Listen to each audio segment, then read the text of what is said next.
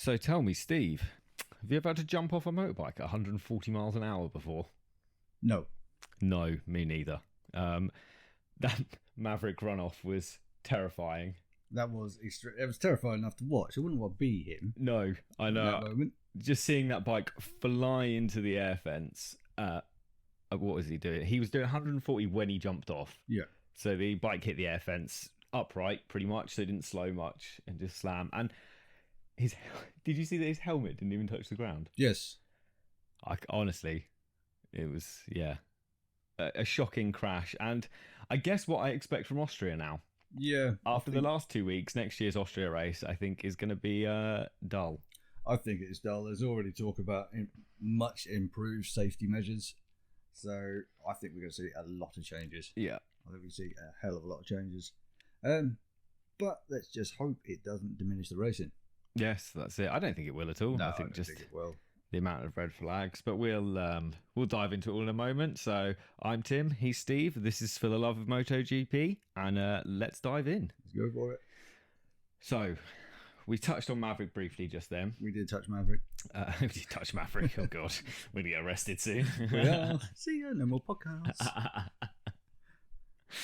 You'll have Goose on your case soon, chasing you down for things like that. I might do. Let's just dive in for our usual, I guess. Start with Aprilia, work our way through Yamaha, through Honda, and so on and so forth. So we will touch on to Mav soon. I really don't have much to say about Aprilia. In fact, as you can see by my notes, I've just got question marks next to both of their names because I don't remember seeing them. I've watched the race 3 times and hardly ever saw them at all. There was very little coverage of either of them. I was hoping we might get a bit more of Bradley because obviously stand-in rider. Yeah. But nothing. And the same with the Leish. Just grey guys. Yeah. Just riding their ride, going around the track. Didn't really make an impact. Shame, really. They've Leish, especially in previous races, looked really good. Yeah, Leish has looked good, and so he's been the only person that can really make the Aprilia do anything, can he? I mean, he only had a pretty good race at Phillip Island last year on it, Yeah. but aside from that, you didn't really see him do anything. No. Disappointing. Yeah. Very disappointing. We touched on the fact before that if you do circulate in a very lonely position, the cameramen aren't going to pick you up that much. No, they're not at all. But Leish did...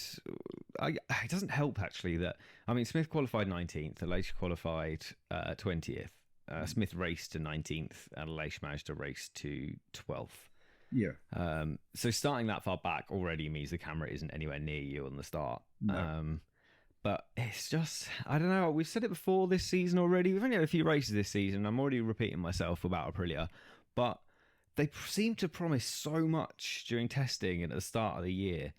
And as soon as the racing started, they've just been nowhere. Yeah, they did the same last year as well, didn't they? Testing was great. Yeah. Up to pointy end, topping time sheets, or nearly topping time sheets. Looked like they were going to mix it up with the big boys. Yeah. Come race day, they're opposite to like a race day. Yeah. As soon as you get to the Sunday, it just all seems to go to hell. And what the problem is there, I can't put a finger on it. I don't think we know the Aprilia is quite fast. We know it can be, can't we? I don't know. It's a weird, but I think a lot of it is just that Aprilia themselves aren't willing to invest what they need to invest to succeed in this championship. We've seen Suzuki come into this championship, win races, lose their concessions with their full factory effort. We've seen KTM now come into this championship, spoiler alert, win races, get podiums, lose their concessions. Aprilia have never managed to do this, but I think a lot of that is just because Aprilia don't have a full factory set up. They're this weird pseudo-factory, pseudo-independent Grassini team. It's just a weird... It is a real hodgepodge of just all sorts. Yeah, it just doesn't work. No. Like there is, and I know there's always going to be a Maverick that changes not the Maverick Vinales. I mean, like a Maverick who comes in, does something different, changes the big bag engine. When Yamaha introduced that, it was a big shock. It changed, and everyone went, "That's the way to go." We didn't think of that. Let's do that. And different engine configurations have been a very common way. The inlines versus the Vs. There's always a change, but there's a strategy that works at the moment. And if you're going to be a successful team, it's clear at the moment you need a full factory setup, and then to be really successful, you need then a almost full factory independent team as well. Yeah, everyone's saying if you're going to be successful, you've got to have a satellite team. Yeah, and it's got to be factory supported. It's got to be the LCRs, the Pramacs, the Tech 3s, the Petronas. Like, it can't be the Avintia squad or the Esperama squad now, aren't they? Yeah. Esponsorama? I don't actually know what the company is, but I think that's what they're called, Esponsorama Racing. Ryan pronounce it. You need that kind of full support, and Aprilia don't have full factory support. I guess you'd say that they've got a full factory supported independent team, but that's still not like having a full factory team. No. I think they need to almost have a reset. Yeah. At this point, almost scrap it and have a restart. Yep. Start again. I wonder in my head whether the backroom staff have got so many different ideas of what direction they want to take that it is just complicating things to the point where they can't go forward. Yeah, and I wonder if there's just too many layers of management as such. Probably. So, like, anything that Gracidi want to do, they've got to put it by Aprilia. Anything Aprilia want to do on the race weekend, they've got to run it by Gracini, and that automatically there's then two different companies with their own tiers of management working together, but not working together very effectively, it seems. No, you can have two tiers of management, but they have to gel perfectly. Yes. Be on the same page, reading from the same hymn sheet, but if you've got different conflicting ideas, even one small thing will cause a hiccup which will stop end of things from happening. Mm-hmm. Filter that down to the riders. They've got to be sitting there frustrated as hell. They're saying, right, give me X. Yeah. But it takes God knows how long to get that, and then maybe what you get back is completely different. Yeah. Chinese whispers going up that line, and you get something totally different, which is just, I think that's what we're seeing. You just see so much stuff complicated unnecessarily. Yeah. That it's time, I think, for them to take a little step back, a little reset, and then come back with a much more solid idea about what they want to do, where they want to be, the direction. They need to identify exactly, they probably know it already, completely identify the points that they need to change on the bike. Oh, I'm sure they know it all already, 100%. Just dedicate themselves now to fixing those issues, working together. Because we know Aleix is more than capable. Yeah. Bradley Smith, accomplished rider. Yeah. Tons of testing experience. Perfect setup there. Yeah, well, I'm sort of coming to the opinion that if Aprilia are properly going to be serious about their effort now, I would actually rather see them disappear from the grid than see them languish at the back like they have been. But I'm coming to the opinion that if they are properly serious about improving the bike, getting rid of their concessions, becoming a podium threat, doing like KTM has done this year, I am convinced they need to get rid of their current lineup completely. They need to bring in Dovi and Cal, both of whom have proved themselves to be great development riders, both of whom are coming towards the end of their career and are not going to be in it so much for the glory, but also not for the paycheck. They're both doing all right, I reckon, money-wise. I'm not sure either of them sitting at home, like, digging out the back of the sofa looking for pennies, so they can afford to take a little bit less money. They didn't sweat the 80% during lockdown. Exactly, yeah. They're not worried that 20% might be the difference between them being able to pay their mortgage and not. Yeah, we could be completely wrong. They could be sat at home going, Jesus. Oh, I think it's very clear from Dovi's behaviour dropping Ducati because they're not paying him enough that he doesn't need the money right now. No. But yeah, I agree. Take a step back, completely whitewash the lot. Yeah. Start again, blank canvas, come back strong. Yeah. Clear direction, even take the bike they've got. Look at what Ducati did. Yeah. Take that thing, that pig, and turn it into a bloody gazelle. Well, that's it. Look at Dovi. Dovi spent, 6-7 years there now? Yeah. And over that time, it's gone from scraping points, scraping to be inside the top 10, to being a regular top 6 contender, to being a regular podium contender, to being a regular race winner, to being a championship threat. Yeah. And that's in no small part to the work Dovi has put in. Dovi has shown he can do that, which is why I'm very pro Cal and Dovi moving over to Aprilia, and they work great together. We've seen that in Tech 3 in the past. Yeah, they do form a good team. Yeah, and wouldn't it be amazing to see an opportunity, as hard as it would be, to see Dovi score a podium on a 4th different manufacturer? That'd be pretty awesome. And I think it would also be Cal. I think he scored podiums on 3 manufacturers as well, hasn't he? Yeah, he has. So, big things. let's just hope. Let's just hope whatever they do. I don't want to see them disappear from the grid. But at the same time, like you said, I don't want to see them always at the back. Yeah, I'd rather see them disappear than languishing like they are, because I think they're a bit of a waste of a team at the moment and a waste of a decent grid spot. That could be Suzuki satellite spots. Exactly. You know, that is probably getting to the point now where Suzuki need those, unless you can open up more grid spaces. Yeah, I'd rather have 5 competitive manufacturers on the grid than 5 competitive manufacturers and Aprilia. Yeah, no, I agree. I mean, I'd rather have 6 competitive manufacturers than 5, but if it comes to it, I'd rather just Aprilia go, get a Suzuki satellite squad in there, and then go from there. It would be a shame to see him go, but at the same time, if they did go, it would be nice to see him come back strong. You know, just do something. Yeah. For God's sake, do something. That is starting to get frustrating, and it's starting to always get. We always seem to talk about them first, running through the orders. Yeah. Just because they do nothing. That's exactly it. And it's just like, come on, please. Yeah. Let's do something. So, if you're listening, Aprilia, Steve and I are here to help. We will quite happily jump in there. Not sure what. Yeah, I don't know. Tea making skills are pretty good. pretty good at making tea. Yeah, I'm sure. You know, we'll go very English breakfast. We'll sort it all out. Yeah, I can do a cracking fry up, so yes, that would work. Not sure about the dietitians like on this for the riders, but you know, it's alright. We use like corn bacon or something. We use corn bacon. Corn bacon is actually really nice. Oh, I don't like corn bacon. I like most of their products, but not their bacon. I am a full bore eat anything kind of guy, and I quite enjoy going down the old vegan aisle. That's because there's always nice stuff in there, mate, even during lockdown when no one else wants it. I know, it was great. I was in there. I was like, well, hang on. There's nothing else, and the vegan like section was full. I was like, I'm in here. I know, it was a result. Yeah, you were loving it. I was loving it. I came home, Sarah was like, what is this? Like, vegan food. So we're not vegans. I was like, I don't give a damn. Yeah, that's literally all we've got. We've got vegan food, and I've bought some printer paper for toilet roll because that's what lockdown has taken us to. Yeah, basically. It's really nice. I loved it. Yeah. Like cooking it. Yeah, it is all good. All the meat replacement stuff's really good now. It is. Far better than what it used to be 20 years ago. Oh my God. Right, off the food and back onto bikes. Yes. It brings us to Yamaha next. Yamaha, who by my reckoning are the 5th worst team at the Styrian GP. I'm also not even sure in this new intro that I was trialing that we mentioned we talked about the Styrian GP.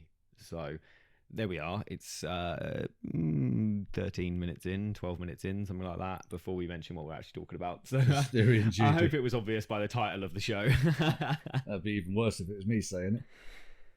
Oh, yeah, we talk about the Syrian GP again. I get confused. I don't know why. It's Austrian GP. Yeah. It's always been the Austrian GP. And I kept forgetting Styrian. But then every time I was typing it in, I kept putting Syrian GP. And I think I did put a couple of posts out. I was like, delete.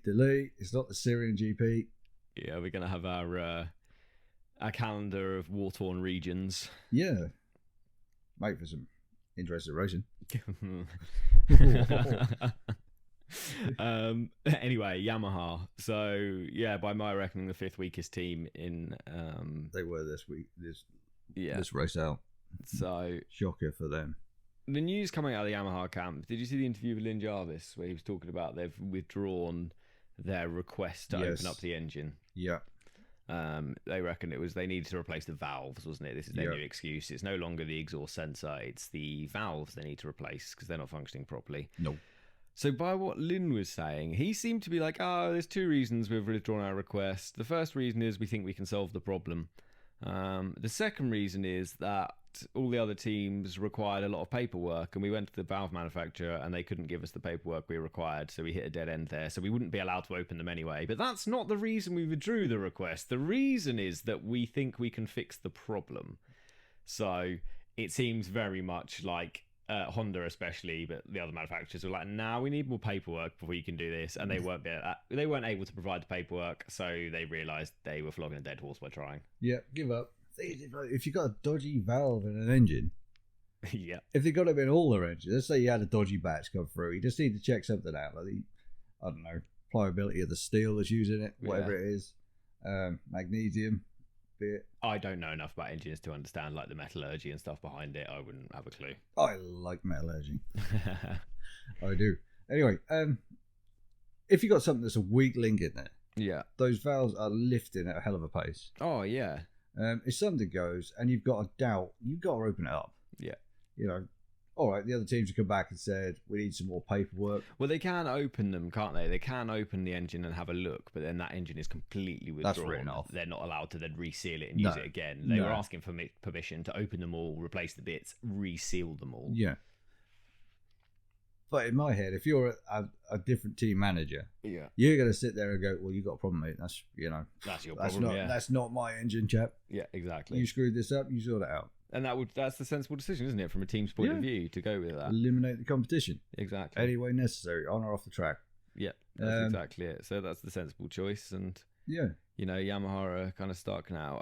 From what I understand, they have rebuilt, they took one engine apart, I think, and they've completely built replicas to exactly the same spec as their current engines, and they're currently sitting in the Yamaha factory in Japan at the moment, and they are just revving the living shit out of them. They're just running them till they explode, and they're trying to understand everything about them. That's what you got to do, though. If you're going to test something like lightweight, you look at the top speed guys. How many engines do they destroy trying to get the finest microns down? Get it so light, so strong. Yeah, that's it. That you've got such weight to power gains. Yeah. You need a team back at your office just doing that. Yeah.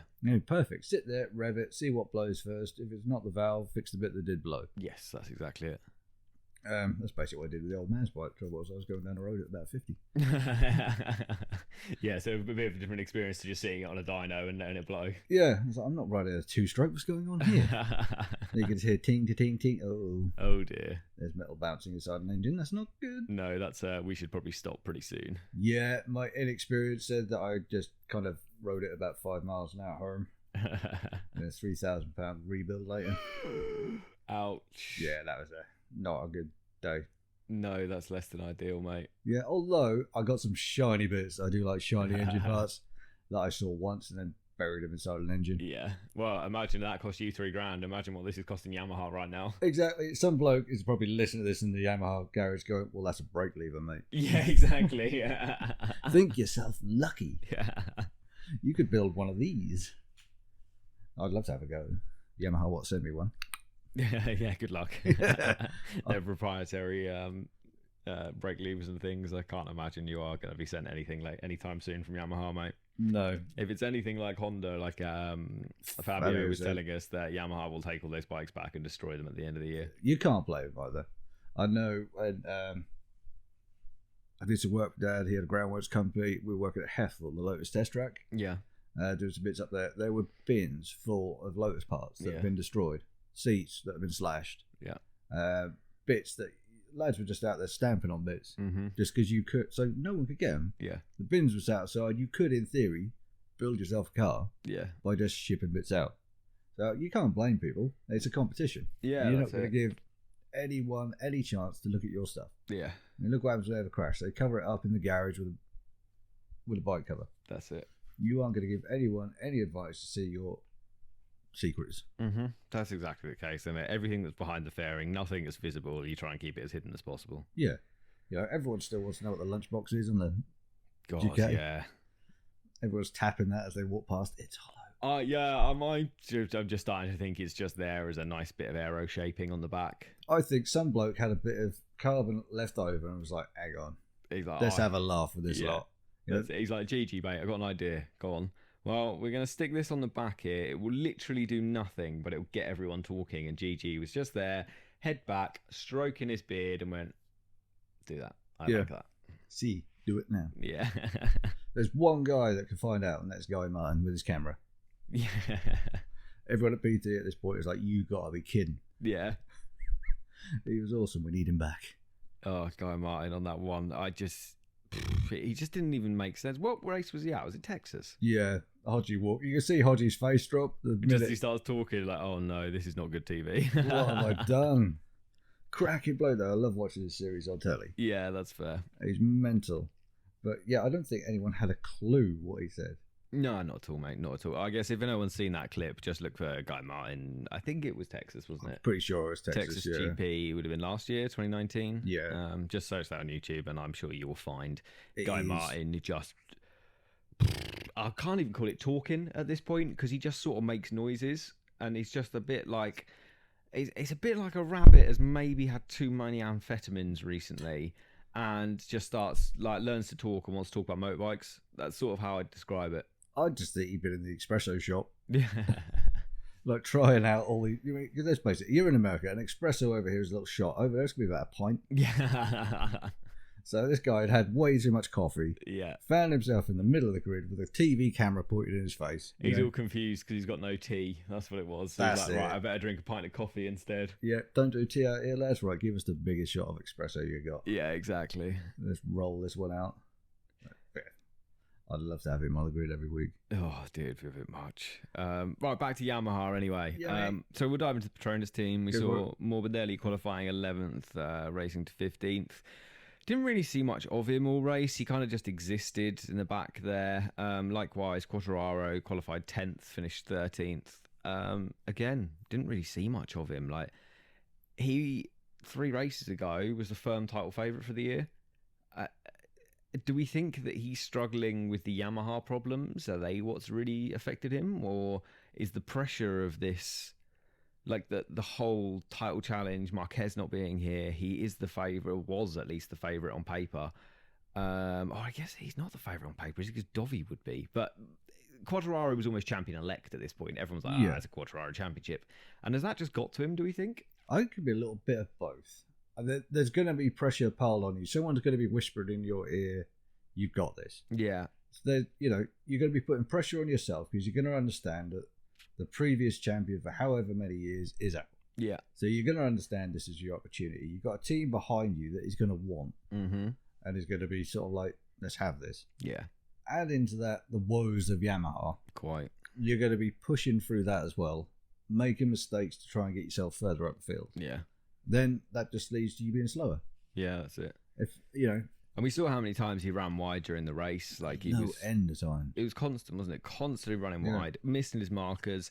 A lot of that seems to be to do with the brakes. I mean, there was the moment after the restart where he pulls into the pits. Oh no, sorry, after the red flag, where everyone's pulling into the pits. Quattararo's there behind Rossi, goes up alongside Rossi, taps him on the shoulder, points to his brakes. He's like, "How are your brakes?" And Rossi kind of replies with, "They're not great." Yeah, a bit of a hand gesture, that sort of shaky of your hand. Yeah, so it's clear that all the Yamahas are suffering on the brakes. And obviously, we'll dive more into the MAV thing in a minute. So maybe it is just a Yamaha problem, and maybe Jerez just really, I don't know, did it flatter the bike? Did it flatter Fabio? I think a little bit. They were tracks that really do favour the Yamaha. Yeah. So that's going to punch you up the order a bit. Yeah. At that point, the Yamaha actually looked pretty settled. Yeah, they looked really Yeah, good. and good and Apart stable. from blowing a couple of engines. Yeah. I mean, you had Frankie doing seriously well. Yeah, was it Jerez he scored a podium? Yeah. Yeah. So there's times there where Yamaha looked like the bike to be on. Yeah. You come to a track that doesn't favour them, and it just shows how much they're struggling. Yeah. None of the Yamahas did good in Austria. But it's weird that it doesn't favour them. Like, I know it's because of the braking and top speed issues, but at the same time, like, there has been a Yamaha on the podium for, I want to say, no, I haven't checked this, but almost every time we've been to Austria, there has been a Yamaha on the podium, whether it's Lorenzo, whether it's Quartararo, and yet this year, just nothing. I don't think they had quite this many problems in the past. Yeah. I think the bike was actually easier to ride in the last couple of years because you weren't trying to fix numerous problems. Yeah, that's fair. There's only a certain amount of problems you can ride around and still get a good result, I guess. You got a low-powered engine like they've had in the past. Yeah. You can fix that by making your corner speed higher. Yeah. This year, if you can't stop going at those corners, add that to a low-powered bike. Yeah, that's fair. You've taken away all your advantage. I mean, if you can't stop and you can't go, Yeah. you might as well just park it up and sit it out. Yeah, fair. I think considering probably the issues that they've got, they probably felt they did all right. Ish. I don't know if anyone at Yamaha is sitting there No. thinking, that was all right, guys, all things considered. I think Probably. they're all sitting there being like, right, who's getting fired over this? Yeah, probably. But considering like the injuries that we've had this year, the potential we've seen for some bloody awful injuries. Yeah. Bring it home, bring yourself home safe. Yeah. And just nurse the thing round. That's it, and that's all. I guess that's all Quartararo can do, isn't it? Just try and keep collecting points because he's still in the lead of the championship. Closing where's down. the next race? Mazzano. Mazzano. 1 and 2 coming up. Okay, so we'll Next see how the weekend, Yamahas weekend do after. there. But if Quartararo can't perform there, mate, I'm going to write him off for this championship. I think we're getting that way. I think there'll be times where they're competitive again. Yeah, I'm sure there will be over the year, but whether it'll be the same thing we've seen with Mav year after year, where he sucks at the beginning of the year, and then by the end of the year, he scores a few wins, and it's all looking nice and peachy, but he can never continue that form on for an entire year. No, that's it. We've spoken before about consistency, and even if you're fourth, you're still fourth and you're higher up than what they have been. More places, more points. Yamaha just need to get on top of these issues. Yeah, 100%. I'm pretty sure Quartararo is probably he's leading a championship, so he's definitely the top Yamaha. But I think he's the only Yamaha now that really looks like they've got a realistic chance of winning the championship. I think so. Mav's had 2 DNFs, hasn't he, in the first 5 races. Rossi's had a DNF. Obviously, we've seen Morbidelli get a DNF. So, yeah, he's the only one that's... He's the most consistent Yamaha at this point. Which isn't good when you look at his results, is it? No, not at all. We just need Yamaha to get on top of it. The minute they look like they're improving something, another gremlin pops up. Yeah, that's it. I mean, whoever booted that bugger in that Yamaha garage has really done a number. Yeah, they certainly have. I mean, even when we look at Valentino Rossi's results from the last weekend, the Styrian GP as well, he qualified 15th, so he was not the worst of the Yamaha. He was the worst of the Yamahas in qualifying. He did manage to race to 9th, so he actually finished as best of the Yamahas, ironically, in 9th place. But 9th place for best Yamaha. Yeah, it's not great, is it? It's not the best in the world. No, let's just have a look. I'll just bring the results up quickly so we can see. So, yeah, we've got Quartararo in first with 70 points, and then the next Yamaha is Maverick Vinales on 48 points, 4 places behind him in 5th. It's quite a big deficit as well. It's a massive deficit, isn't it? It's almost a race win at this point. Getting that way. So good. Yeah, I mean, he's given up almost 20 points to Dovi already. It's going to be a tough one for Maverick to claw this back. But like I've said before, I'm pretty convinced we're never going to see Maverick as a MotoGP World Champion. I don't think the way he's going, I think that it's just not going to happen. No, I can see he'll be a consistent race winner. He'll win a couple of races every year, score a decent amount of podiums every year. But he's never going to string a season together and win a championship, I don't think. My fear is he's become the next Pedrosa without the injuries. I don't think he's anywhere near as good as Pedrosa. Not as good, but I think the results will... Yeah, it will be those kind of... He will consistently win races, like we say. But yeah, I don't think he'll end up in the Hall of Fame or anything unless he has an outstandingly long career from this point. Yeah, exactly. I've got no doubts he's going to finish second, third in the championship many more times. Oh, yeah, he'll be inside the top 3, I'm sure. Yeah. But that requires Yamaha to sort their bike issues out. Exactly. As long as they do, he'll be there. But I just can't see him winning it. And he will become that second place guy, third place guy in the championship. And that will be his sort of legacy. Yeah. I'd like to be wrong on that. Yeah. But only time will tell. We'll see. So on to Maverick, I guess, as we alluded to at the start of the show here, that bailout, like when his brakes failed. So Maverick had chosen Brembo had come to Yamaha and come to all the teams and said, guys, like Brembo, the brake manufacturer, had come, guys, look, after the last race, we realised that those brakes you had weren't ideal. So we're bringing you bigger brakes, bigger calipers, bigger discs. Use these in the race. If you don't use these, we cannot guarantee that our brakes will finish the race. We cannot guarantee the safety of your riders, and we will take no responsibility for anything that happens if you choose to use the older, smaller brakes. Nearly everyone was like, yeah, fair enough, we'll use the new brakes then. Maverick Vinales, on the other hand, said, no, I like the small ones, I'll use them.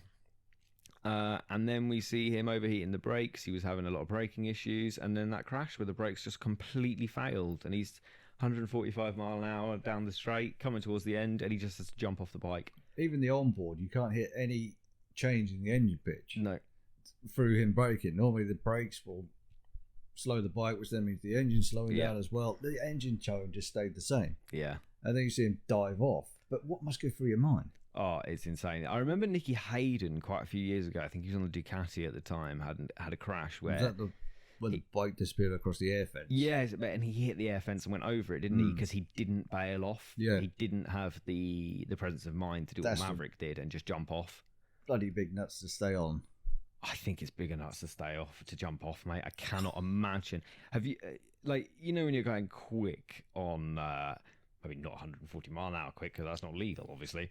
When you're going quick on a motorway or a dual carriageway or even on a nice, straight, smooth road, and you look down, I cannot imagine looking at the floor at 140 miles an hour and being like, yeah, I'm just going to have to bail off this now. You've got to have some faith in your safety kit. Oh, just a bit. I've once got caught out on the road doing about 45 where I had a car in front of me. Yeah. Cyclist next to them. Car's overtaken the cyclist. I've let the car go a bit. I then go around the cyclist on the bike, give that cyclist a look, make sure I'm around. As I've looked back, said car in front has stopped, indicator right. I ride old bikes. Yeah. Which aren't discs, they're drums. I put everything I had through those brakes. Yeah. Locked the backs up, and the only thing that I could do was just let off the brakes and shimmy round him. Yeah, and hope for the best. On the outside, wrong side of the road. Yeah. Otherwise, because I was going around the bike, I was then in the middle of the road. Yeah. That's the only thing I've got even equal to that, and that was scary enough. Yeah, exactly. I stayed on the bike. I didn't have to ditch it. No, exactly. So I can't imagine what was going through his head. But did you see the stats that who's the leather manufacturer? Alpine Stars. Yeah. Alpine Stars released. They reckon he had a 24G impact when he hit the road. You got to think, you got that form like kinetic energy hitting essentially a static bit of concrete. Yeah. Tarmac. Yeah. That has got to hurt. That's got to hurt. And his head, I cannot believe his head didn't even touch the floor. Not a scratch on his helmet. That is incredible. Neck muscles, yeah, and just the whole shape of the leathers and everything just protected him really, really well. But I don't know, I sort of have... His bailout was incredible. He had really good presence of mind to do that, and I'm very glad he was okay. But I think it draws some questions. I think that why did his crew chief be like, yeah, okay, it's up to you. You go out on the old brakes if you want. Brembo told us they're not safe. At some point, you got to put your foot there, mate, and say no. Exactly. And Maverick was having brake issues in the race. He knew they were failing. He was dropping back because of it. He said afterwards he felt them go a couple of times. Why was he still out there? Exactly. If the brakes are failing, it's time to pull in the pit. You're not only putting yourself at risk. What happens if someone was slowing into that corner in front of him when he had to bail out? What I was thinking to say, if he was in a pack, say 4 riders, and he was the 4th one at the back, you're taking all of them out. Exactly, and it would be just it's a more egregious error than Zarco in the race before. Yeah, I'm surprised we didn't have something to say. Right, why were you allowed out? Yeah. On those brakes, if Brembo had come back and said, right, here's what you need to do. Yeah. At some point, someone in that garage has got to go, no, mate, bin these. Yeah, that's it. Put these on. This is the advice for your own safety. Put these on. Yeah. Working brakes, that's a no-brainer. Yeah. Absolute no-brainer. 100%. Yeah. And I don't know, I'm very glad that nothing happened to him. Yeah. I'm very glad that there weren't any other riders in front of him. But I feel like a massive part of the error is on his hands. I think someone needs to talk to him. His crew chief needs to be like, we're not making that mistake again, mate. And if you feel your brakes fail, you pull into the pits. Yeah, yeah. That's what they're there for. Advise the rider. Yeah.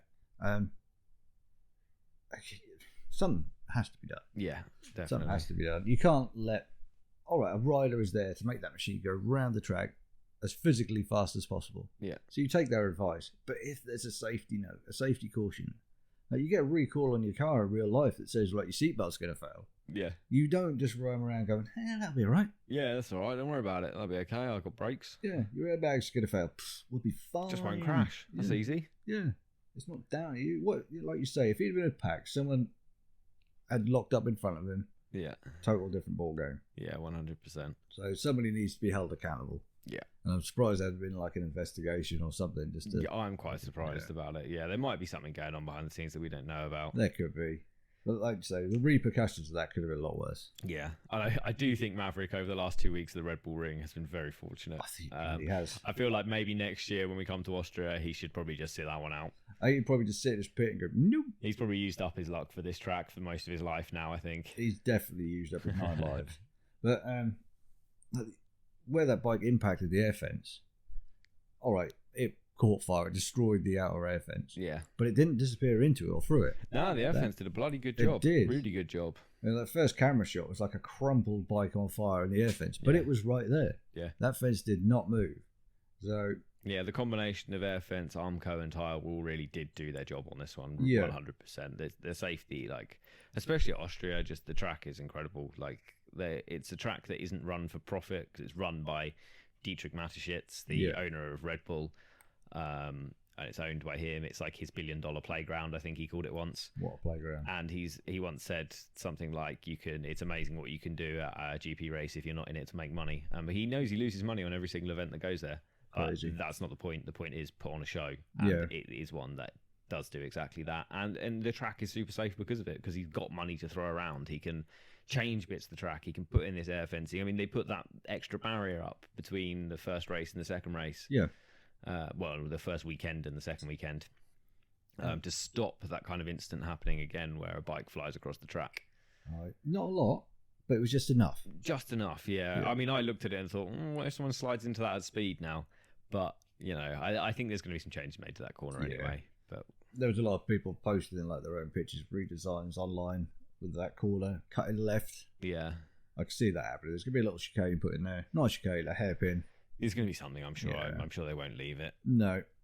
But it also depends on what Formula One wants, because Formula One obviously goes there too. And again, Dietrich Mateschitz, owner of the Red Bull Formula One team and Alpha Tauri Formula One team, also had a huge investment in those. Yeah, I think he's Austria's richest man. Is he? Yeah, all from Red Bull. So lucky. And imagine the amount of money he throws around on sponsorship all the time. All that Red Bull money flying around, and he's still like one of the richest men in the world. It's crazy, isn't it? Absolute craziness. Time to start an energy drink brand, mate. That's what I was thinking. I'm looking at this thinking, right, Tim and Steve's Juice You Up juice. Oh, God, let's not sell Tim and Steve's juice. I feel like that might not go down well. We provide you with an energy drink. Right, on to Honda. So Honda, it's weird for me to be like, right, 3 worst teams this weekend. Clearly Aprilia, Yamaha and Honda. How has this happened? But here we are. We saw Crutchlow qualifying 18th, racing to 17th. This is where I'm starting to wonder, is injury still playing with him? He said not, and he's just said the results aren't coming. Is he retired already in his head, do we think? Is that last injury, and he's like, do you know what, fuck this. Honda don't want me anymore. I can't be bothered to put myself at risk for this. I'm just going to ride around and take a paycheck. That, to me, doesn't seem like a very Cal thing. But then, if his injury's not stopping him, and he is still committed to it, how bad must this bike be for him to be getting these results? I was thinking about this the other day. He always seems to get the best out of what he's got. Yeah. Injury or not, obviously the injury we've seen in the past, not this injury but other injuries he's had, will slow him down, but he's always come back by this point. That's it, and he's normally scored a podium while he's still got like a fracture or something. Normally he'll go away, break something, he comes back like off his nut and just goes mental. Yeah, and 3 just days wins. later he's back and like pops it on the box. Yeah, exactly. This time something's changed. I wonder whether he's realised that he's not going to bounce anymore. Potentially. And it's just said, like you just mentioned, Honda don't want me. Yeah. I ain't risking this. Yeah. We've seen it before with other riders where all of a sudden they just go off the boil. Yeah, that's it. We have seen it over and over again. I mean, do you remember when Colin Edwards just quit mid-season when he's on that CRT bike? Yeah. Just like, nah, lads, I'm off. Yeah. I don't know. Since his injury, since he's come back, I've been watching and thinking, right, he'll pick it up, but it's not happened. Yeah. What the reason is, I think could be a combination of many things. I don't think it's going to be one specific thing. Is a shame because I like his riding style. I like what he does. Yeah. I like the interviews with him because he's so blunt and brash. He just tells you how it is. But I think a combination of many little things is just adding to. Yeah, certainly. Not a happy Crutchlow. No, not happy. But we haven't seen much of him because of this reason. Because he's qualifying at the back, he's racing around the back, so we just haven't seen him in interviews. We haven't seen his normal self. Nothing. Absolutely nothing. I'm sure there probably have been people catching up with him for interviews, for TV and media. 100% there will be. But we're just not seeing him. Yeah. And we know Cal gives some of the best interviews out there. Yeah. I really hope he becomes a pundit after he quits. I would love to see him alongside Hodgie. Yeah. That would be amazing. Get him in a BT shirt. Yeah, exactly. Because again, we sit at like Lavey down the pit lane. Yeah. Absolutely awesome at digging out those little snippets. You know, he's an ex-racer. He knows what he's looking for. That's it. And he's just got connections with all the teams and stuff. Exactly. He knows the perfect questions to ask just to get what he wants. Yeah. And again, I think Cal would be really good at that. Straight talking. He's not going to pull any punches. Like, right, I want to know this. This is the question. Answer the question. Yeah. We will see. Might be a move. You know, need an agent, Cal. And like conversely to Cal, his teammate Taka Nakagami qualified second, looked dead on for his first ever podium until the race restart, where he ended up finishing in 7th in the end. He is on the 2019 Honda, so he's on a different beast. He's on a beast that everyone else has already worked at, already got all the data for. So he's kind of just doing setups that he knows works at these tracks. Yeah. So that's giving him a massive advantage. But he's still doing exactly what Honda need him to do right now. When we look at Crutchlow finishing 17th, we look at Alex Marquez finishing 16th, we look at Stefan Bradl finishing 18th, they're almost at the very back of the grid. It's only like an Aprilia behind them at this point. Taka Nakagami at least is inside the top 10, fighting for a podium at the start. I think he's looked really solid. We said as soon as Marquez got injured, like no pressure Taka. Yeah. And he's just come alive. Yeah, he's really kind of stepped up this year, and exactly when Honda need him to. And it's making me think, I'm like, oh, maybe Honda knew something we didn't with this, because we were really skeptical about them binning Cal. And yet, it now appears that they may have made the right decision on that. It seems that way. We know he's been looking at everyone's data. Yeah. And like you said, he's on last year's bike. There's a wealth of knowledge there sitting for him to use. Mm-hmm. And he's putting it to good use. Yeah. And he's looking good. He does not look like any of the other Honda riders at all. No, that's it. And maybe that is the bike. Maybe the bike is just so much more rideable. Exactly. Maybe it would benefit the other teams. We know they can't. Ditch that 2020 bike. I mean, they can. There's nothing to stop them doing it. Well, no, I suppose not. If they could get the package, just go for it. Yeah, they're allowed to change the chassis and everything, aren't they? It's just the engines are not allowed to change. No. But then you run the question, would that engine work with that chassis? But you can tweak it. Yeah, exactly. You can make it work. Honda must be sitting there thinking, my God, at least one of you is doing something. Yeah, and it did look, obviously, it looked very good for him scoring a podium. And it was only after the race that it occurred to me to try and look this up. And so this is the longest dry spell of podiums for Honda in 38 years. It's been 38 years since Honda won 5 races without a podium. That's insane. And isn't it mental to think Honda don't have a fucking podium this year? Yeah. But again, that highlights how much they rely on Marquez. And this is a thing, and it's like, I mean, we've been saying it, but we're just two guys that sit on the sofa and talk about MotoGP. But this is what all the pundits have been saying. This is what everyone in that paddock has been saying. And it's like the Casey Stoner at Ducati thing again. Yeah. It's like when he goes, it's going to be a big shock. And Honda have lost him before they've lost him, essentially. They've got that shock now where they've gone, oh, fuck, we really can't do this without him at the moment. No. It's a complicated situation, but also a very easy one to answer, where you think, just don't make your bike suit one person. Yeah, exactly. You could have 2 people in that garage with very, very similar rider styles, but have the bike set up completely differently. Yeah. If you make it one direction, 2 people aren't going to ride it, and that's becoming very, very obvious. Yeah, certainly. The phenom that is Marquez is not there, and Honda are up shit street. Yeah, and I mean, I don't want to be this guy that's like, oh, Honda, who have been in the championship for however many years, probably since close to the start, so we're pushing, 60, 70 years or whatever, need to take a leaf out of KTM's book, who've been in the championship for like 4 years. But KTM have clearly created a bike that can be ridden by multiple people with different riding styles. And they've put 3 riders on the box. They've put 2 riders in first place. They've created an amazing machine. And Honda, who have had all this experience and all this time, have just been focusing on Marquez. And now he's gone. They, like you say, they're up shit's creek. They are. It's not a reset, because you know that bike is capable. But it's just, you need bolt-on bits that are going to make it more rideable for other people. Yeah. At this point, they are completely relying on Marquez coming back, injury-free, healed up, Yeah. and doing what Marquez does. But the minute we don't know how this injury is going to affect him. Yeah. You know, we've seen him with bits of metal strapped to his arm on social media. Yeah, his bionic arm thing. It looked like a full like carbon fiber frame around his arm, didn't it? It just looked, man, Winter Soldier popped to mind. Yeah, that's fair. It made me think of Biker Mice from Mars. Do you remember the one with the robot are kicking arm? it back there, buddy. You are kicking it back. Yeah, it made me think of him. I can't remember the name. Vinny Modo and something else. Yeah, I don't know exactly what you mean. I could picture him. We just need to see or need to hear what has happened with surgery number 2 with Marquez. Yeah. And how I am completely convinced he's got nerve damage. I am almost 100% convinced at this point, yeah. And that's nothing like I say 100% convinced, like I've got some inside line to it. I have no. If you have an inside line, I'm going to be pissed off as to why you haven't told me. But I clearly have no inside line to this at all.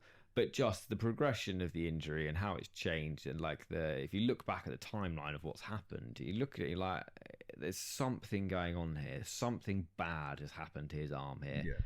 What the fuck can it be? The only thing that makes sense is severe nerve damage. Yeah. Something happened to me, something happened in surgery too. Yeah. For whatever he did, getting a beer out the fridge, something like that. That's because he's just swinging a whole keg around. He's like, I'm not racing for a few weeks. It's all right. I'll have this keg tonight. If he was bench pressing a couple of full kegs, Yeah. and screwed it up, whatever. But the timescale doesn't add up. No, exactly. To come back from injury from 1 week to try and race, to have surgery too, and then all of a sudden you're out for 3 or 4 months. Yeah. Something happened. Something big happened in that surgery. Either something big has happened, or maybe the nerve damage was there in the first place, and that's why he didn't ride. It could be. That second Jerez race. Maybe he came out, and maybe it wasn't pain that stopped him. Maybe it was weakness. It could be. It could well be.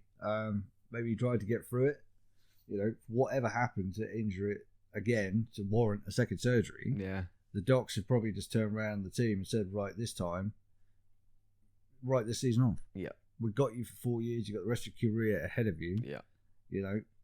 You'll cement your legacy. You've done it already. Yeah.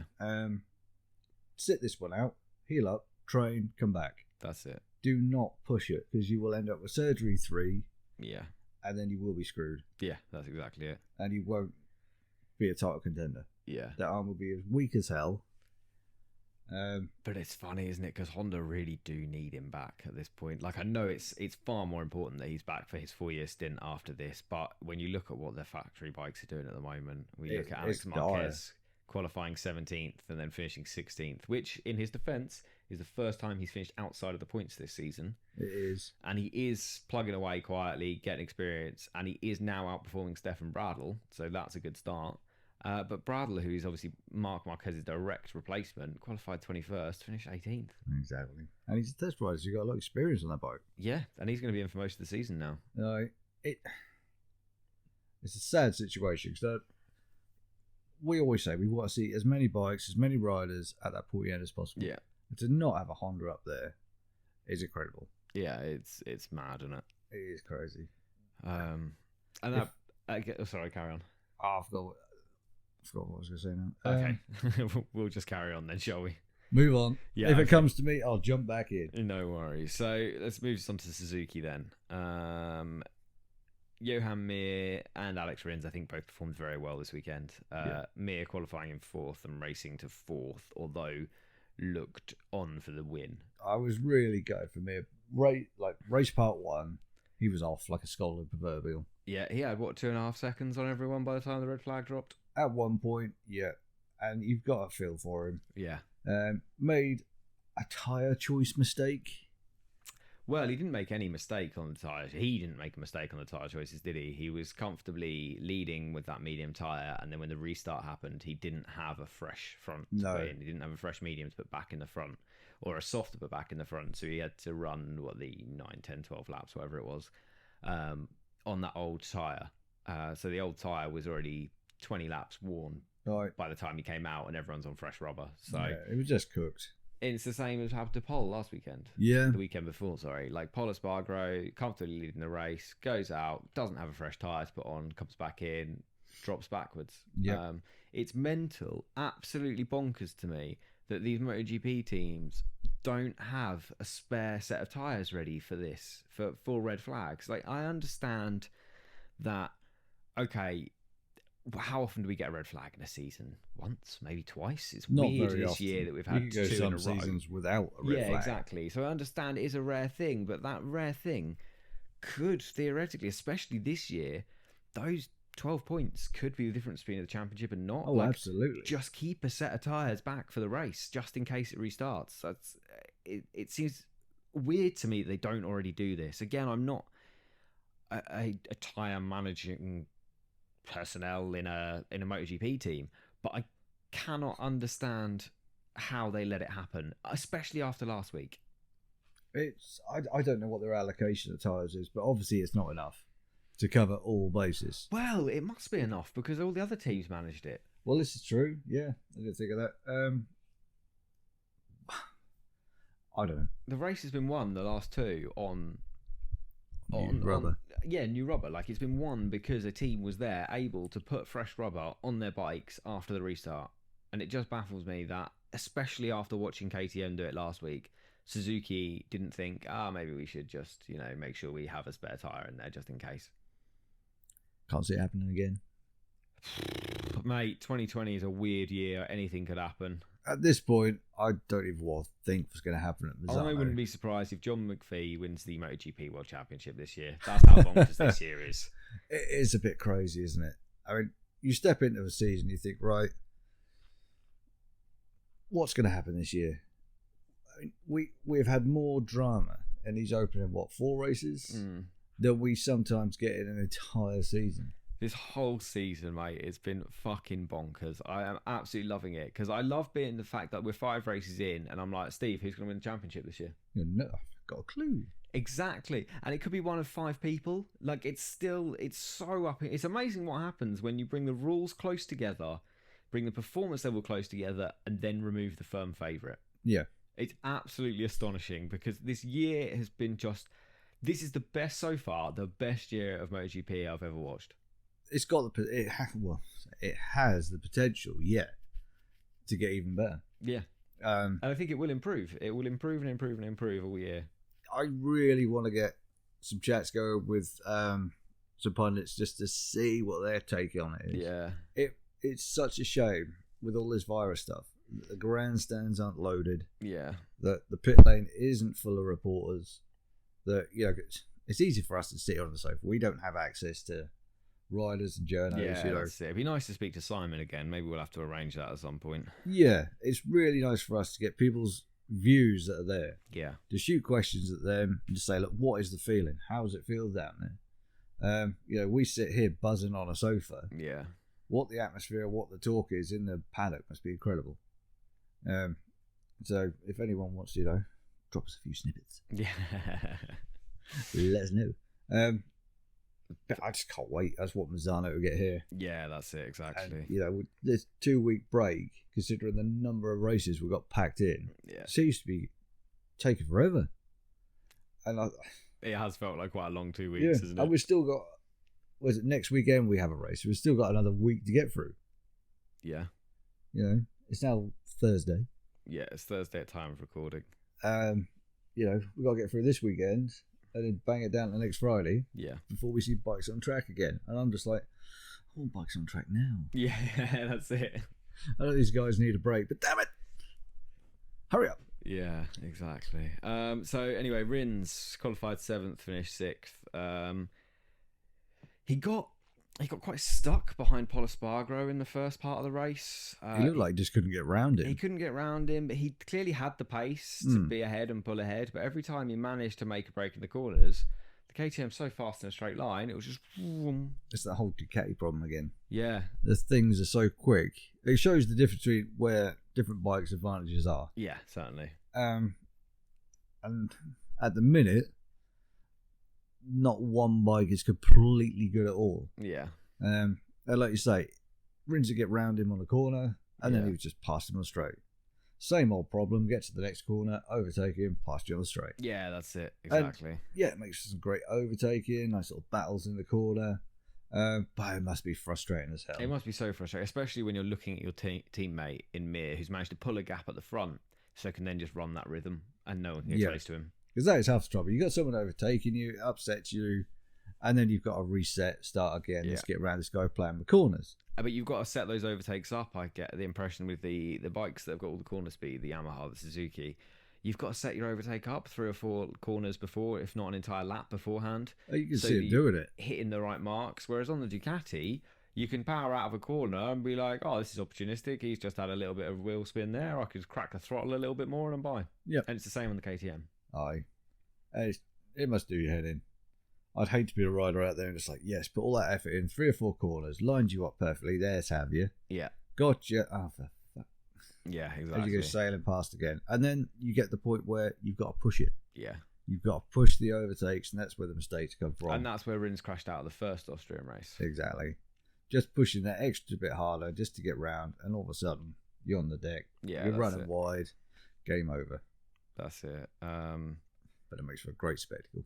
It does make for a great spectacle, that's fair. And that brings us on to Ducati then. So Ducati, who, like we were just saying, are the bike with the power that can blast past. So they had, we'll run through all the teams quickly. For the Sponsorama racing team, Zarco qualified 3rd, which was another big finger to the stewards. I think I get the impression that Zarco is really riding angry at the moment. His, you might have forced me to start from pit lane as a punishment for that collision. That is very debatably a racing incident. Did we do a whole show about that? Yeah, in the first Austria race. So he had to start from pit lane, but he still managed to qualify 3rd. His teammate, Tito Rabat, who is on the same machinery? I believe so. I didn't mean to look this up, but I forgot. Yeah, I think he's on the same bike. I'm pretty sure they are. And he qualified 22nd. It's crazy. That must piss you right off. That's a massive difference in it. You know, Tito's been there for how long? Yeah. Zarco bounced around a bit. We know is capable and arguably a much better rider. Yeah.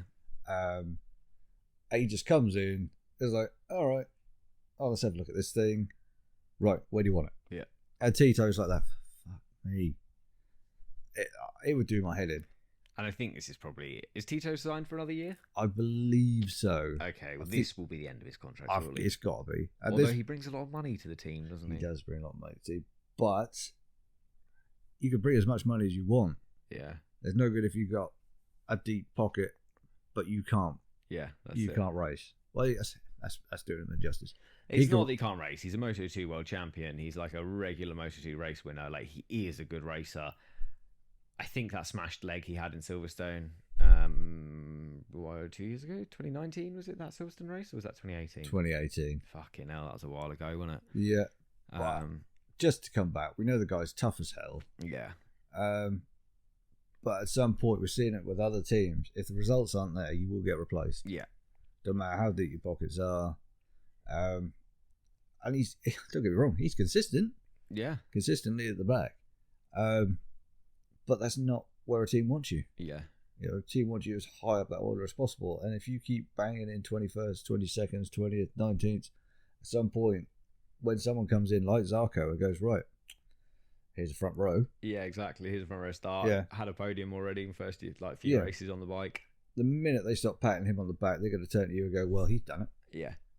Why can't you? Exactly. But there is where all the problems start. Yes. All of a sudden, the pressure is dumped on you. Yeah. To do the same thing. So I think you're right. I think we could be now. We've got a strong rider beside him. This could be what pushes him out. Yeah.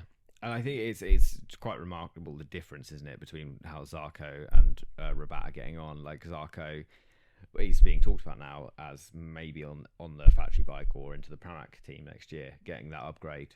Yeah. And we're talking about Tito being fired. Like, it's amazing the difference in performance. The pit lane start for Zarco, unjustified. Yeah. The joke of that delay between him passing the bikes passing the end of pit lane and his light going green, that was another 5 seconds or something. That was, no matter what he was punished for, that wasn't part of the punishment. That was an extra almost bit of spite or a machine fuck up. But no one's really spoken about it. But there's no way he should have been held for that long. You get a pit lane start. As soon as the last bike is past the end of pit lane, your light goes green, you can go. Yeah. But they seem to hold him for way longer than necessary. They were around the corner. Yeah. And he was then coming out of pit lane. Yeah. he should have been the second that last place guy went past. He's off. Yeah. Like, that's punishment enough as it is. Yeah. But to hold him for that length of time was incredible. Yeah, and he was like 15 seconds behind or something, man. He was, and he did seriously well in the first part of the race to make up what he did. Well, he was lapping at the same speed as the leaders, wasn't he? So Yeah. he was burning through his tyres to get the back up to the group. But he was passing people, and yeah, he was quick, really, really quick. But racing incident in the first place, in my opinion, should not have been in the pit lane. Yeah, I agree. And then to add that on there, yes, whoever had their finger on that button, Yeah. Was taking a sip of coffee. I was like, well. Yeah, that's it. Oh, my espresso was a bit hot there. I'll stop that. Yeah. Oh, he's supposed to be gone. Yeah, there you go, exactly. son. Completely unjustified. But like you say, hardly anything's been said about it. No, it's weird, isn't it? I was expecting social media to go nuts because we know Zarco's a really popular guy. Yeah. But hardly anything. Yeah, it's a strange one, certainly. Yeah.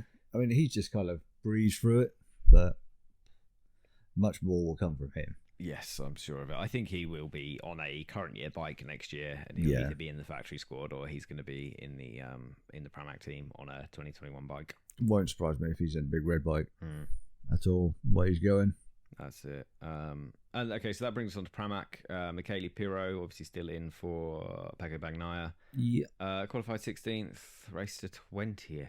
I feel like it's pretty poor form actually from Pirro. Like, I expect to see him now because he's always performed so well. I expect him to be inside the points comfortably, generally on the verge of Q2, so maybe like somewhere between 10th and 14th qualifying.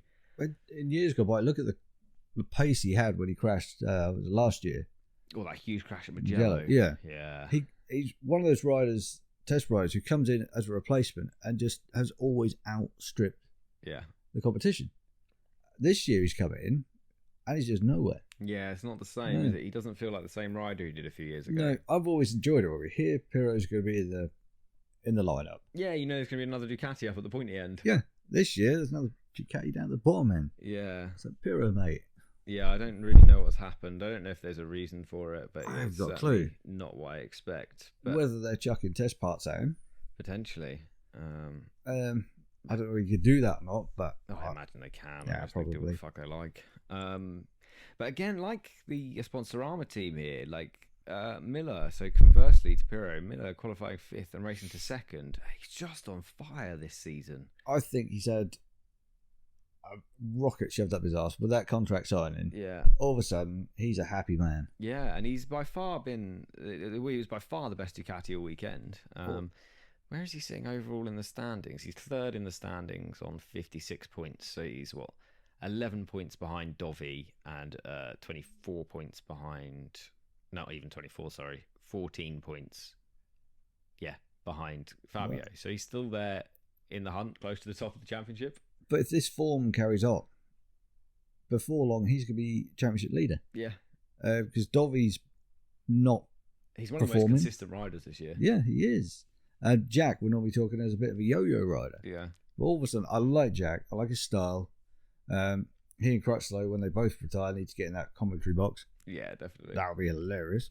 It was the most consistent Ducati. Yeah. And keep it up. Well, if he finishes, let's say he finishes 2 second places at Bazzano 1 and 2, he's leading the championship. Yeah, it could be. If we see winners like what we had, spoiler. Well, we've had 4 different winners so far this year. Yeah. And 3 of the wins, not 3 of the winners, but 3 of the wins have come from independent team bikes. Aye. But let's say we get a different race winner this weekend. Yeah. He's going to close that up by however many points. Yeah, exactly. See Paul put it on the top step this weekend. Jack comes 2nd. He's just clawed a load more points back on everyone else. Just be consistent, and he is doing it. All of a sudden, this chap is going to be leading the championship and in with a shout. Yeah. When have we said that before? Well, at the beginning of the year about Quartararo. But exactly. But never about Miller. Never about Miller. Never about a satellite Ducati. No. All of a sudden, just keep doing what you're doing. Be consistent, finish where you are, and he'll have himself a championship in the bag. Yeah. Potentially, at this point, he's looking like one of the favourites. Yeah.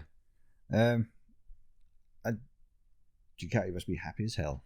I bet Ducati are pretty chuffed, considering that they've thrown away their chances of signing Dovi here. I think they're very happy that they've got a decent, quick Ducati rider on the books already. All right, as long as he doesn't step on that big red bike and lose his form, I don't think he will.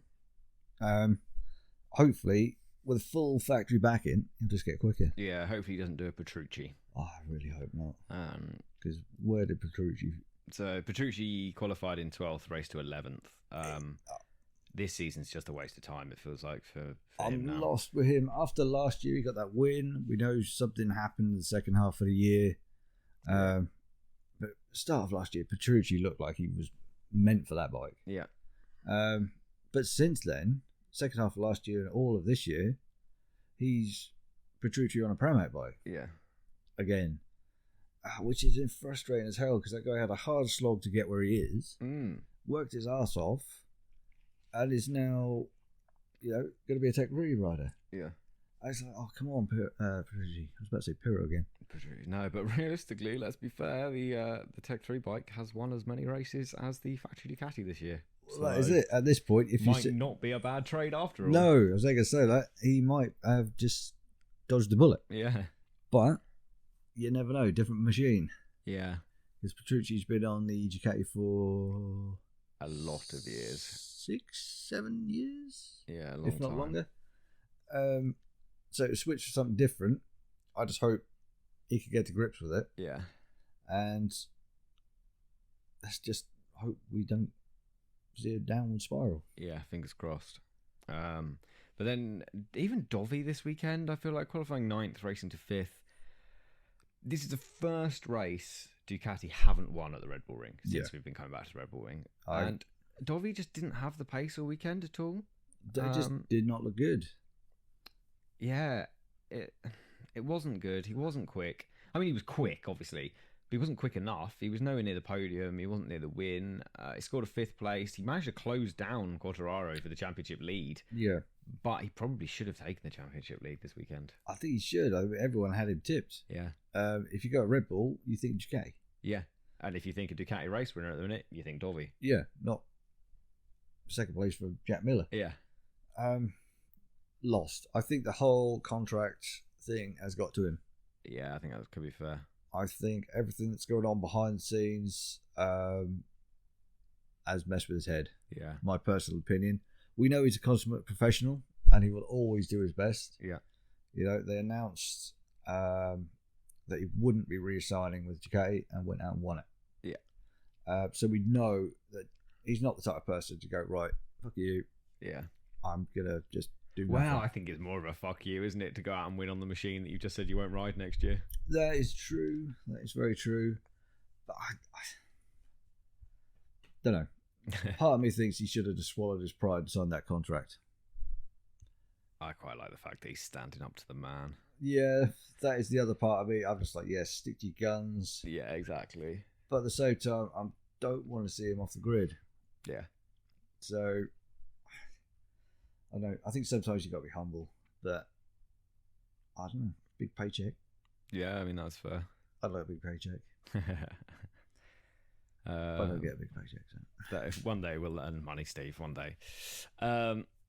So let's move on to KTM, the last of our factories to talk about, and the winners of this race. KTM, just as a whole, man, like this season has been insane for KTM. If you'd have told me at the start of the year KTM are going to lose their concessions this year, I'd be like, I mean, that's a stretch, but yeah, maybe they'll score enough podiums to do it. It would be lucky, and they'd have to be some weird races. If you were then to tell me KTM are going to lose their concessions by race 5, I'd be like, oh, fuck off, Steve. What are we talking about? If you just tell me KTM are going to lose their concessions by race 5 because they've had 3 different riders on the box, 2 of them have been on the top step, and one of those on the top step was a Tech 3 KTM, I'd have probably just said, look, Steve, I think I'm going to have to find someone else to do this podcast with because you don't know what the fuck you're talking about anymore. You've been smoking, man. Yeah. Something good in that pipe. Their season has just been insane. It's been, it's mental, isn't it? They probably walked into that first race after all this Corona bullshit. Yeah. And have gone, right, let's see what we can do this year, lads. Let's progress from last year. Let's get some consistent... Get Brad comfortable on the bike. Yeah. Let's get some consistent top 10s. Let's get you lot dialed in. Yeah. Let's get Tech 3 closer to the factory guys. Yeah. Let's just go for it. one big family, hugs, kisses. Yeah. Let's have a good year. They're all sat at the back of the box this year with their lamp and their genie. Yeah. Going, right, we screwed over Marquez. Yeah. We've won some races. What are we going to wish for now? That's it, exactly. I've got one wish left. What is it? Yeah. What are we going to have? A championship. God, can you imagine? The thing is, I'm still looking at it and still thinking it could still happen. It There could be a KTM champion this year. It can. At this point in time, we've got Marquez out for another 3 months. Most of the season, yeah. Yeah. That's off. He ain't going to win it now. The Yamaha's gone off the boil. Yeah. The Ducatis are all at sea. Yeah. Apart from Miller. There is a lot of pieces that can be picked up here, and KTM are in the position to be able to do it right now. You know, you've dropped a cup, and these pieces are bloody small. Yeah. You're going to super glue your fingers to that. Yeah. The only ones really that are looking good are Suzuki and KTM. Yeah, that's fair. And KTM are the ones that are managing to stick it all together at the moment, where Suzuki haven't been able to. No, let's face it. KTM have got 2 more bikes in the grid. Yeah. There's a lot of pressure on Rins and Mir. Yes, Mir had a lot of misfortune this weekend, but you've got double the chances of winning. Yeah. We know the factory KTM, solid crew. Yeah. With Hervé and his crew. Yeah. Unbelievable experience. It's just all there. Yeah, everything is there. there. It's all pointing. It's starting to all point towards the fact that if KTM can get a couple more good races under their belts in these coming weeks, they're going to put themselves in a really, really good position to be able to take this championship, and it's fascinating to watch. It is, because we just don't know how it's going to pan out. Yeah, you know, we've what year was it? We saw all those different winners, 8 different winners. 2016. Yeah, you know, we've already gone beyond that for drama. Yeah, just for shockers. Things that have happened. Yeah. For these guys to come out and do what they've done, hand them a trophy, some trophy now. Yeah. They've taken all in podcasts gone by. We've said, right, you've got to build, you've got to do, you've got to progress, you've got to come up, you've got to learn from your mistakes, and they've been listening. They've been doing it. They KTM have been the exemplary team on how to build a MotoGP team, how to start, how to just build your entire young rider programs from the ground up, put all the infrastructure in place, and then set to work building your MotoGP bike and winning races and coming away as one of the best teams right now. They are. I mean, what do we see? So we say that Brad Binder qualified 14th and raced to 8th. Looked much better after the restart. Was blasting around the top 5, but ran really wide towards the end of the race and dropped away too many places and couldn't bring it back. Pol Espargaro, though, put it on pole on pole, which I realised MotoGP.com would not stop referencing as their nice little pun that obviously someone in there thought was funny. Yeah, someone's got sense of humour. And he ended up racing to 3rd. That was that last lap, man. Oh, I sat on the edge of the seat. I had Enzo sit with me. He was glued to it. Yeah, I ended up standing up. I was just standing up in front. I was watching on my phone at work, and I was standing up and just kicking the mic now, getting excited again. He's getting very handsy over here. Yeah, I jumped up out my seat. I was staring at it. I fell back into my seat because I tripped over it, dancing around in excitement. I was absolutely love. I get very quiet and non-animated when I'm really into something. I just sit on the edge of the seat. I am just glued. Sarah could be walking past naked. I'll have no clue. I'm just telly. Yeah. If I was at the grids, I don't know what I'd be like. Oh, God. I would be stuck somewhere. I'd be a wreck, mate. I think I'd just have to go sit in the bathroom for the last lap. But I can't. This is too much. I'm going to have a heart attack. I couldn't be a team boss. Oh, God, no. The stress must be off of her. I mean, Hervé sat watching that. Yeah. The pictures of the Tech 3 garage with what happened was incredible. Yeah. Anyway, where were we? That last lap, just Paul getting very defensive in the last lap, trying to block Miller. Miller just forced his way by, and then on that last corner, Oliveira, who's riding in 3rd, just holds the line, lets the other 2 run wide, and then whoom, swoops in straight out the inside of them to score his win. Miller obviously drops to 2nd, and Paul did manage to finish it in 3rd. I honestly thought we might see a little bit of handbags from Paul.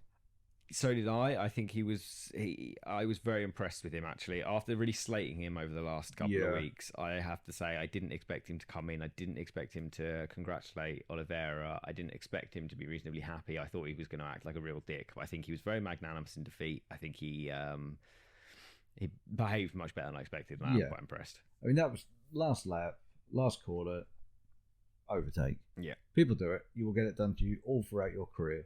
It was just slightly unfortunate. And you'd have done it to people all throughout your career as well. Oh, God, yeah. He'll do it to 100 other people. Yeah. It was just slightly unfortunate for them that there was a very intelligent Miguel behind him. Yeah. But they didn't realise how close he was, did they? They both said afterwards we didn't realise he was that close. No. But then there was, like Hodgie was saying during the race, Pole's pit board gave him +0. Yeah. So he rode defensively. Hodgie called it perfectly. Yeah. Everyone's online saying, like, get yourself a lottery ticket. Yeah. He did call it perfectly. You're going to go defensive. Yeah. You get +0, but he was like +2.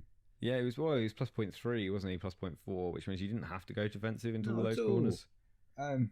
But that's what his team told him. Obviously, they thought that was the right thing to tell him at the time, and that forced him to go defensive, and that actually was the slow way around the track, and that caused him to be passed by not just one but two riders by the end of the lap. Yeah, shame, because he could have been well on for a win. He probably should have been on for the win, but it was amazing to see Oliveira take the win. He qualified in 8th, finishing in 1st. He massively benefited from the restart because he wasn't anywhere near the front group before that. No, not at all. But I just can't. It's amazing. This is Tech 3's first ever win in 20 plus years. Yeah. Of being in the MotoGP class, but they've been in Grand Prix racing for longer than that. Yeah. Their first ever win. I mean, I didn't see this one coming, man. I don't know if you did. I didn't at all. But that restart came out. We saw these three pull away. Yeah. And it was just looking like it was going to be a Miller pole tussle. Yeah. Until that last lap. Pole got the misinformation, rode defensively, few overtakes by Miller, a little bit of a battle. Yeah. Tussle. I didn't see it coming at all. I thought we might see... I thought he was going to get the podium, and we were all going to be super impressed that Oliveira had scored a podium, and it was going to be, oh my God, 2 KTMs on the podium, this is amazing. Not him sat on the top step. Yeah. And the bloke, the whole team, he looked overjoyed. I mean, he's got a cracking smile, and that boy did not stop grinning. First Portuguese winner. Yeah. I believe he was the first GP winner, Portuguese GP winner when he won in Moto 3, and then he was the first Moto 2 GP winner, and now the first Premier Class GP winner. That's a nice stat to have to know. Yeah, definitely. All of them on KTM machinery as well, I believe. And the Portuguese national anthem, awesome. Yeah. Loved it. Yeah, it was great. And it was a great weekend for the entire team, because even Iker Lecuona qualified 13th, finished in 10th. That put it as 4 KTMs in the top 10. It put 2 of them on the podium. It was just an astonishing weekend for KTM. I know. And their home track. Yeah, exactly. What more do you want? Yeah. But get back to it, Lecuona was having a great tussle with Rossi. I know Yamaha didn't have the best weekend. Yeah, a great little scrap with Rossi. Yeah. I mean, if you're that kid and you're going up against the doctor, you don't care what his woes are. He's the youngest guy on the grid. I think he's less than half the age of Rossi as well. And, you're riding against probably someone who he grew up watching ride. 100%, yeah. Yeah, and all of a sudden you're overtaking the guy. I mean, what more do you want? To him, that must have been like a race win all on its own. Yeah, I'm sure it was. And I'm sure just getting into the top 10, scoring the points was a great weekend for Lecuona. And he's performed better than... When they picked him to come to MotoGP, I was a bit sceptical. And I feel like this year I was getting more and more sceptical. Maybe it was too early. He wasn't really showing he was ready. But I thought KTM were just desperately trying to bring up their own riders and not hire from outside their group. Very much what Red Bull do in Formula 1 as well. Yeah. They only promote their own drivers. They never hire from outside, very rarely hire from outside. And it looked like KTM had done the same thing, and it looked like it had cost them. But I actually feel like this performance has sort of vindicated that, and that KTM did know what they were doing. And maybe as an armchair expert, I'm not quite as clever as I think I am.